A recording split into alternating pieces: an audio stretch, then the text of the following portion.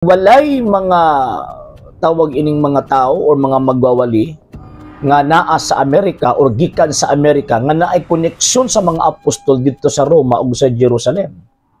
Kanang pagtuong protestanting nadawat sa mga Filipino dinhi sa Pilipinas, walay koneksyon sa mga apostol. Walay koneksyon sa iglesyang gitukod sa atong Ginoong Hesukristo.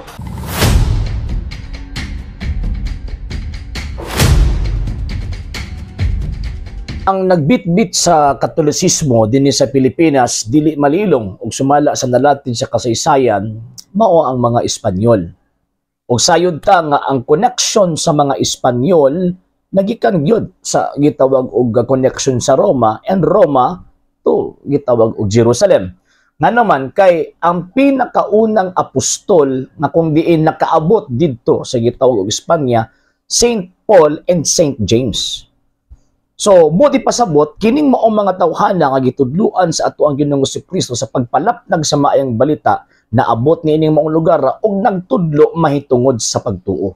Ug kanang maong pagtuo nga gihuptan sa Espanya, again, mao lang pagtuo nga ato ang nadawat nga gikan gid mismo sa mga apostol kay lagi ang nagtudlo nga mga apostol sa Espanya mao man si San Pablo ug si Senyor Santiago. Apan kining protestante, mga sir ug mga ma'am, siyempre, mao man sila karon ang sigig pangatake sa ato ang pagtuo, sigig pangdaot sa ato ang pagtuo. Ano sa apod kaha nahiabot dinhi sa Pilipinas o asa pud dapita gikan?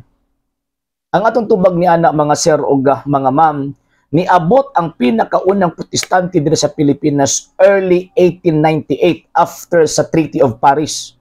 Ngano man kay sa dihang napildi ang mga Espanyol or gisurrender sa mga Espanyol ang Pilipinas sa ilahang gitawag og colony, sa dihang niabot ang mga Amerikano ani nga panahon, bit-bit pud nila ang protestantismo.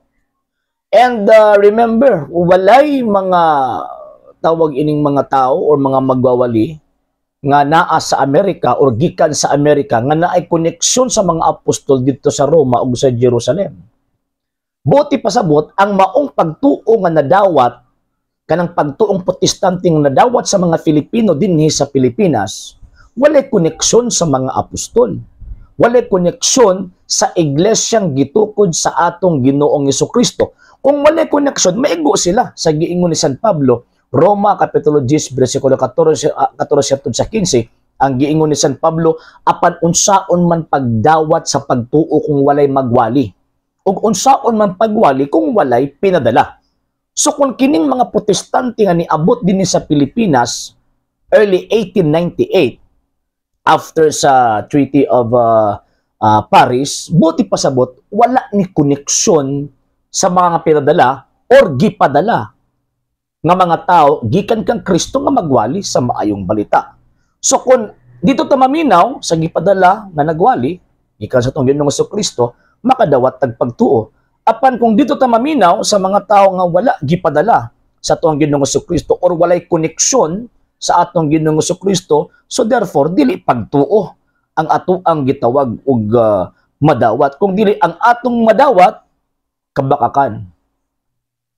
O kanang moong kabakakan, musangko na ngadto sa impyerno. Ngunang di ta pailad mga sir ug mga ma'am.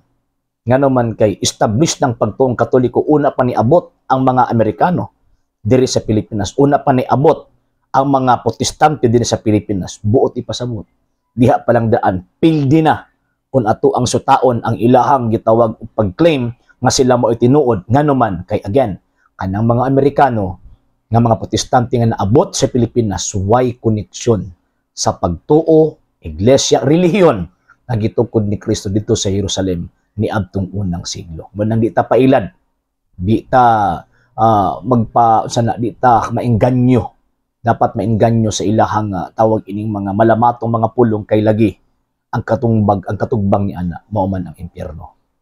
Sa hindi pa po nakapag-follow sa mga pages po natin, i-follow niyo po yung mga pages po natin, RJ Horolanciano II TV Apolia Punto Argumento page, Kuya Apologist TV page, and RJ's Vlog 2022. And pwede rin po kayo mag-send po dyan ng Facebook stars. And also, sa ating po mga channels, sa hindi po nakapag-subscribe, i-subscribe po ninyo yung mga channels natin, The Lay Catholic, Apologist International Official, RJ Sanado Second TV, Kuya Apologist TV, and Barrio Kawayan Religious Forum.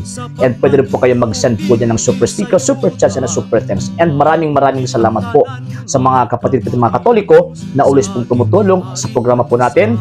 Maraming salamat po. Nang dahil po sa tulong at suporta po ninyo, ang programa pong ito, until now, andito pa rin po sa social media. And until now din po, nangangailangan pa rin po tayo sa tulong at suporta po ninyo dahil wala po kami magagawa rito mga sir, mga ma'am, kung wala po yung tulong at suporta po ninyo. Sa gusto pong tumulong, sa gusto pong sumuporta, pwede po ninyong ipadala ang tulong at suporta po ninyo sa pamamagitan po ng ating mga account numbers dyan po sa ating pong screen. And pwede nyo po kaming i-message sa ating pong page kung via remittance po yung papadala po ninyo. Maraming salamat po in advance.